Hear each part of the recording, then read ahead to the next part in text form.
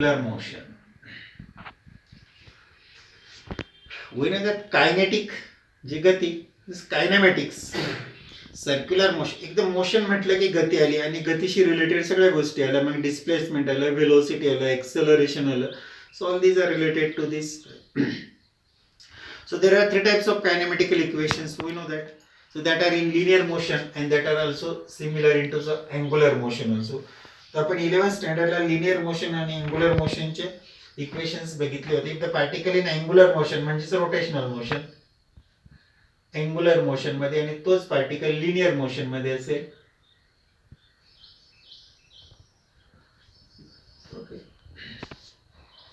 in case of linear motion so displacement of the particle is denoted by the s while in case of this circular motion the displacement of the particle is denoted by the theta this is the displacement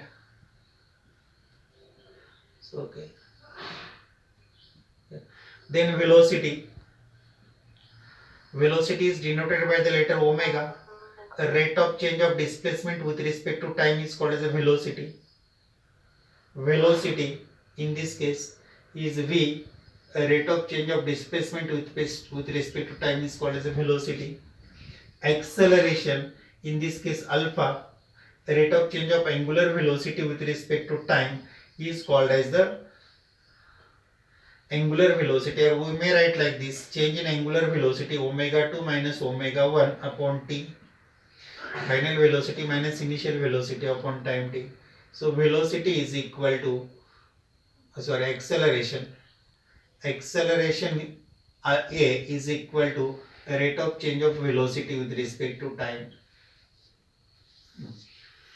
he linear motion मध्ये तर हे angular motion किंवा we say that the circular motion मध्ये quantity तेच आहे इथं particle linear motion मध्ये सरळ रेषेत डिस्प्लेस होतो from point A to point B आणि हे जे डिस्टन्स आहे this is called the displacement इथं पार्टिकल सर्क्युलर मोशन मध्ये डिस्प्लेस होतो हा पार्टिकल समजा ए पॉइंट पासून बी पॉइंट पर्यंत आला तर describe the angle theta A पासून बी पर्यंत पार्टिकल जात असताना डिस्प्लेसमेंट चेंज होतो change in displacement with respect to time is called as a velocity तसंच पार्टिकल ए पासून बी पर्यंत जात असताना अँगल बदलतो change in angular displacement with respect to time is called as the angular velocity acceleration change in velocity is called as acceleration and change in velocity is called acceleration okay this is the analogy between these two I hope you got clearly this point what I say about the kinematics of circular motion so is there any doubt about this kinematics No sir. yes we also know that the relation between this हे आपण already circular motion या chapter मध्ये शिकलेलो आहोत थोडासा introductory part आहे so then tangential velocity is given by relation between these two is equal to omega cross r if we remember then already this equation was proved in 11th syllabus v is equal to omega cross r relation between linear and angular velocity घेतलेले आपण तर दिस is the linear velocity और called tangential velocity ही जी velocity आहे की नाही इथे असते ही tangential velocity आहे आणि पार्टिकल असा रिव्हॉल्व होत असेल तर अँग्युलर व्हेलोसिटी आणि टँजेन्शियल व्हेलोसिटी मधलं रिलेशन आहे omega cross R here position vector r is the radius vector from the center of circle आणि its magnitude is equal to so magnitude जर घेतलं आपण व्हेलोसिटीचं then its magnitude v is equal to omega r this is the magnitude म्हणजे किती value असेल त्याची this is the magnitude as well as the direction is called vector form okay म्हणजे एखादा particle circular motion मध्ये जेव्हा revolve होतो so this particle perform आहे पुढच्या पॉईंट मध्ये घेऊ आपण ते so point to point then during direction of omega is always along the axis of rotation which is given by the right hand thumb rule हे झालं clear yes काय repeat करायची गरज नाही okay so then direction of this angular velocity is given by the right hand thumb rule we know that right hand thumb rule so like this the axis of rotation is directed along the direction of thumb and the particle which perform the circular motion is along the curled fingers. हे 4 बोटं हे आपण काय केले, curl केले, ॲक्सिसला round केले, आणि particle किंवा जी बॉडी रिव्हॉल्व होती ती अशी रिव्हॉल्व होती, like this. The body is revolve along this. अशी सर्क्युलर मोशनमध्ये बॉडी रिव्हॉल्व होते, आणि रिव्हॉल्विंगची डायरेक्शन ई आहे, आणि थंब हा ॲक्सिसच्या डायरेक्शनला आहे. So when the particle perform the circular motion, इथं मी दाखवतो की अशी मोशन आहे, हॉरिझॉन्टल, लाईक दिस. फळ्यावरती आपण दाखवतो, इज अ व्हर्टिकल मोशन नाही, दिस इज अ हॉरिझॉन्टल मोशन, म्हणजे एक हॉरिझॉन्टल प्लेन आलेलं आहे. ओके, आणि हा ॲक्सिस आहे. This axis is passing through it centre. मी आत्ता दाखवलं त्याप्रमाणे हा ॲक्सिस आहे या पद्धतीने, आणि हे बोट आहे. सो लाईक दिस, दिस पार्टिकल रिव्हॉल्व. हा पार्टिकल असा रिव्हॉल्व होतो. So in the anti-clockwise sense, the particle revolves in the anti-clockwise sense, like this. The revolving. हा सेंटर असेल म्हणजेच axis. So this is direction of tangential velocity. ही कोणती direction, तर tangential व्हेलोसिटीची डायरेक्शन. टँजेन्शियल व्हेलोसिटी आणि पार्टिकलची रेडियस आहे. R is the radius vector which is always away from the centre. This is the direction of tangential velocity V. then angular velocity is along the direction of thumb. Angular velocity is directed along this thumb. This is direction of linear velocity with radius vector r. At that time the angular velocity omega is directed along this thumb. Remember, this is direction of angular velocity. जे particle ज्यावेळेस असा revolve होत असतो त्यावेळेस angular व्हेलोसिटीची direction is perpendicular to the plane of the figure. This is the plane of the figure. हे एक plain आहे, आणि ह्या प्लेनमध्ये हा पार्टिकल असा रिव्हॉल्व होतो. सो लाईक दिस रिव्हॉल्व, आणि मग angular velocity right hand thumb रूलनुसार it is directed along the direction of thumb. आणि if the direction of linear velocity is changes, opposite direction घेतली आपण अगोदर अँटी क्लॉकवाईज सेन्स घेतला, हे क्लॉकवाईज सेन्सने जर घेतला आपण, ही क्लॉकवाईज सेन्स देईल, this is a clockwise sense, असं फिरेल. त्यावेळेस direction of angular velocity changes. Linear velocity is along this is the radius vector R इंटर. तेच फक्त काय केलं, ज्यावेळेस आपण अशा पद्धतीने डायरेक्शन बदलली, मी अगोदर या डायरेक्शनने होतं, अशी डायरेक्शन घेतली. ओके, या डायरेक्शनने पार्टिकल रिव्हॉल्व होतं. So at that time thumb is directed below the plane. हे प्लेन आहे, ही डायरेक्शन आहे, तर angular velocity is perpendicular. It is always perpendicular to the plane of the motion but in the opposite direction. जे जर आपण sense of rotation बदललं, या पार्टिकलची मोशनची डायरेक्शन ही अँटी क्लॉकवाईज आणि clockwise. So at that time the direction of angular velocity also changes. So remember that angular velocity is directed along the direction of thumb which is perpendicular to the plane of revolution of the particle. Okay, it's the direction of this. So any doubt about this? Sir, Yes. एकदा definition repeat करा ना right hand रूलची. Right hand rule म्हणजे काय? Say held the axis of rotation such a way that thumb is directed along the direction of axis and remaining fingers curled around the axis. म्हणजे axis of rotation उजव्या हातात असा धरा की उजव्या हाताचा जो थंब आहे तो ॲक्सिसच्या डायरेक्शनला असला पाहिजे, राहिलेली 4 बोटं ही ॲक्सिसला लपेटलेली असली पाहिजे, कर्ल्ड. Is it clear? हे क्लिअर झालं सर्वांना? Then see here. Yes, sir. Then see here. These curled fingers gives the sense of rotation of the particle. हे 4 बोटं काय इंडिकेट करतात की पार्टिकल कसा रिव्हॉल्व होतोय. कसा म्हणजे कोणत्या डायरेक्शनला? 2 डायरेक्शन, एक क्लॉकवाईज आणि anti clockwise. Okay, then thumb gives the direction of angular velocity. Okay, curled finger gives the sense of rotation of the particles. At that time the thumb gives the direction of angular velocity. Okay. Yes, sir. हां, इथे बघा ही direction आहे म्हणून angular velocity upward direction. इथं direction अशी केली मी, म्हणजे बोट या डायरेक्शनला आहे तर it is direct in downward direction. म्हणजे पार्टिकलचे लिनियर व्हेलोसिटीची डायरेक्शन बदलली तर अँग्युलर व्हेलोसिटीची सुद्धा बदलणार आहे. लिनियर व्हेलॉसिटी अँटी क्लॉकवाईज सेन्सला आहे तर इट अपवर्ड डायरेक्शन, ही क्लॉकवाईज सेन्सला आहे तर डाऊनवर्ड डायरेक्शन म्हणजे अपोजिट असेल. ओके. येस.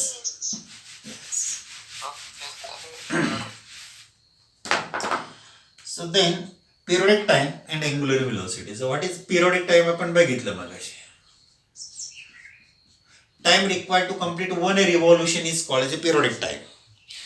एका रिव्हॉल्युशनला जो वेळ लागतो त्याला आपण पिरियडिक टाइम म्हणतो. एक रिव्हॉल्युशन म्हणजे काय, जिथून पार्टिकल निघाला आणि पुन्हा तिथपर्यंत आला की एक वन रिव्हॉल्युशन झालं. आपण एक्झाम्पल घेतलं होतं, मंदिराला प्रदक्षिणा घालतो, एक प्रदक्षिणा केव्हा पूर्ण होते, आपण जिथनं स्टार्ट करतो तिथं परत येतो.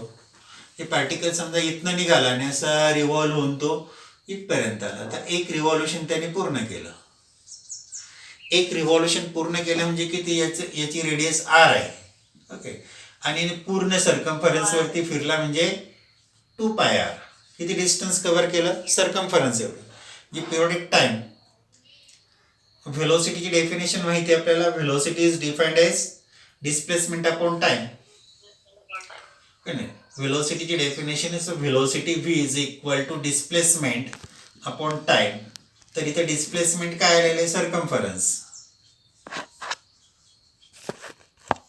आणि टाइम काय आलेला आहे तर एक विशिष्ट वेळ लागतो पिरियडिक टाइम, आणि circumference 2πr upon t. So therefore t is equal to 2πr upon v. This is a periodic time. But we know that v is equal to r omega. v ची value आपण आता बघितली r omega. So t is equal to also 2π upon omega, और omega is equal to 2π upon t. आणि we know that frequency n is equal to 1 upon t. So therefore omega is equal to 2πn. So these are most important for the numericals. Frequency म्हणजे काय, number of revolutions performed per unit time is called the frequency. एका रिव्हॉल्युशनला जो वेळ लागतो त्याला periodic time म्हणतो, आणि एका सेकंदात जेवढे रिव्हॉल्युशन्स होतील that is called the frequency.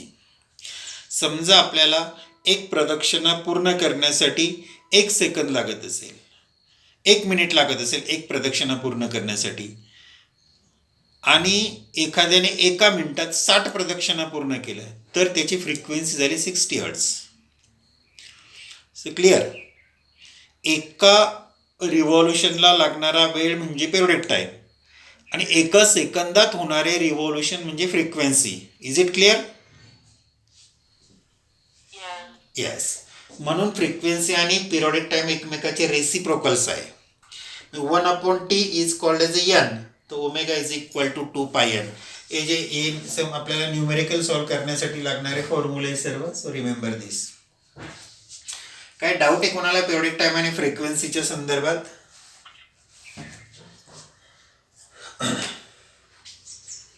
Yes? No. No, sir. Okay. Then, so we are moved towards the uniform circular motion. आपण आतापर्यंत सर्क्युलर मोशनच्या संदर्भात बघितलं, आता युनिफॉर्म वर्ड लावला आपण त्याला. Uniform circular motion. युनिफॉर्म म्हणजे एक समान. सो UCM हे शॉर्ट फॉर्म आहे. हे तर बघितलं की नाही आपण. Motion of the particle along circumference of circle is called as circular motion. आता जोडलं काय त्याला, युनिफॉर्म. एक समान केव्हा असेल, जर याची व्हेलॉसिटी कॉन्स्टंट असेल. येस, याची व्हेलॉसिटी कॉन्स्टंट असेल तर.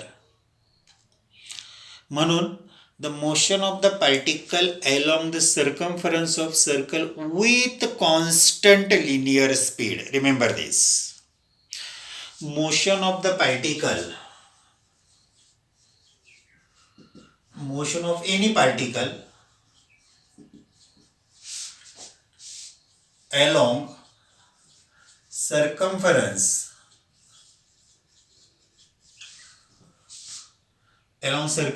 of circle with constant linear speed.